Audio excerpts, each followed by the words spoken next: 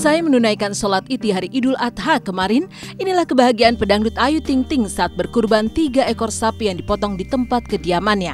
Tak sekedar melihat dari jauh, Ayu yang meski ketakutan tetap memberanikan diri memegang sapi yang telah dipotong, bahkan sampai ikut menguliti hewan kurbannya. Tapi benarkah Ayu sampai lari ketakutan saat sapi keduanya sedikit mengamuk ketika hendak dipotong? Lalu seperti apa pula heboh dan serunya Ayu ikut ambil bagian dalam pemotongan hewan kurbannya di Idul Adha tahun ini? Ini sapi yang kedua, gitu ya. Ini sekarang kita lagi mau pemotongan. Ya, sini. Saya bisa ngomong pemirsa intens. Iya, pemirsa intens.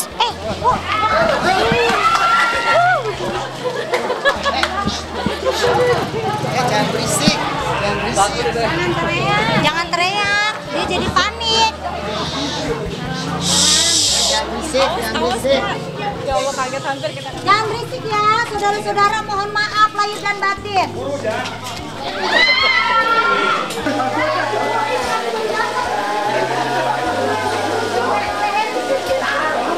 Pengen nyoba aja, pengen tahu.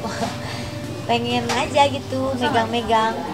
Enggak sih, cuma takut mau pisaunya doang, pisaunya kan tajam tadi. Tapi nggak apa-apa, cuma nyoba doang tadi, pisang. Kalau tahun kemarin kan sapi satu sama kambing kalau nggak salah. Kalau tahun ini semuanya sapi, jadi ya alhamdulillah ada rezekinya.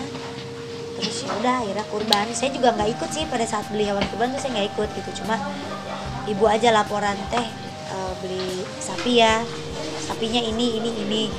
Oh ya udah. Selain ikut menguliti sapi kurban, Ayu pun turun langsung membantu tetangganya untuk memasukkan daging sapi ke dalam kantong plastik. Serunya lagi, Ayu yang tahun kemarin menyaksikan hewan kurbannya dipotong di masjid sampai memegang daging sapi sambil bercandaria dengan para tetangga yang sibuk memotong daging di halaman rumahnya yang makin luas. Sementara itu, jika 2 ekor sapinya dipotong dan dibagikan kepada para tetangga di sekitar rumahnya, benarkah 1 ekor lainnya akan dipotong di villa barunya? Sekarang saya lagi mau masukin daging ini udah. Belum, jangan. Jangan dulu. Boleh tim bagian pemotong daging dada dulu biar kuat. Lembek banget. Kalau ini dibagiin keluarga sekitar sama keluarga juga. Tapi kalian satu insya Allah nanti mau ke villa daerah sana. Ya, maknanya saling berbagi ya. Kapan lagi kita berbagi gitu, setahun sekali gitu. Dan maksudnya bukan berbagi, sering sih berbagi, cuma maksudnya kan kalau kayak gini kan berbagi yang daging gitu, banyak teman-teman atau mungkin saudara-saudara kita di luar sana yang belum pernah merasakan makan daging atau apa, tapi kan ini saatnya makanya kita berbagi sama sesama. Di balik kebahagiaan Ayu berkurban, nyatanya terselip kisah miris yang lagi-lagi menerpa dirinya. Gara-gara ada yang memposting foto ungkapan kasih dan sayang bersama sang ayah Abdul Rozak, Ayu pun langsung menjadi bahan bully para haters. Beragam komentar negatif tak henti bermunculan di media sosial miliknya. Lantas benarkah Ayu begitu kesal saat membaca tanggapan miring para haters tersebut? Benarkah Ayu bakal balik menyerang para haters yang telah menyudutkan dirinya dan keluarga?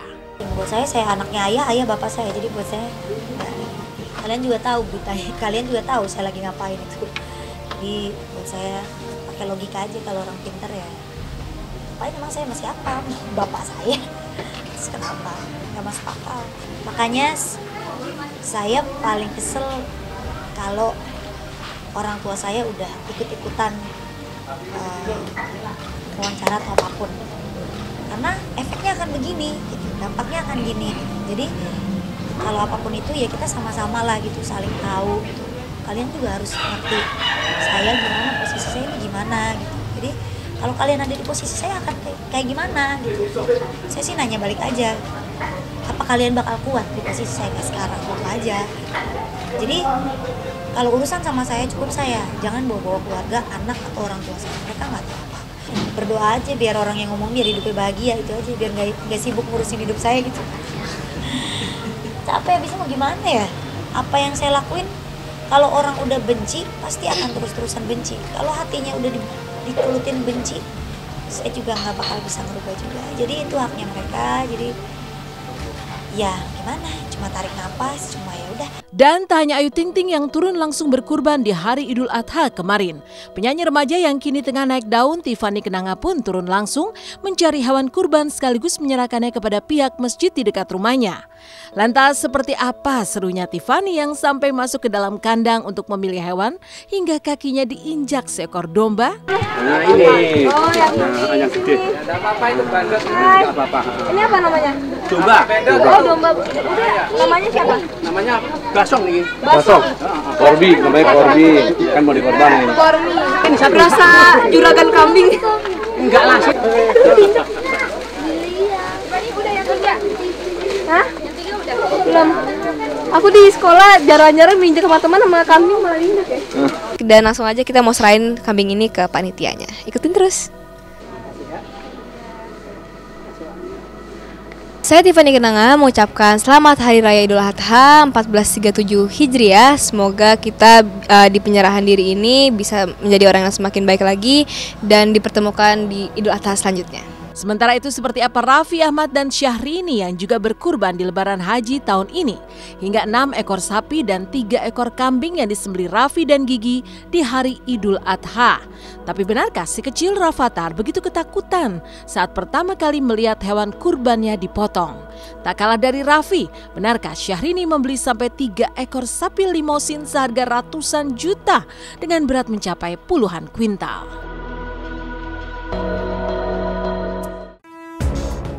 Selain Ayu Ting Ting, Raffi Ahmad dan Syahrini pun berkurban besar di Idul Adha tahun ini.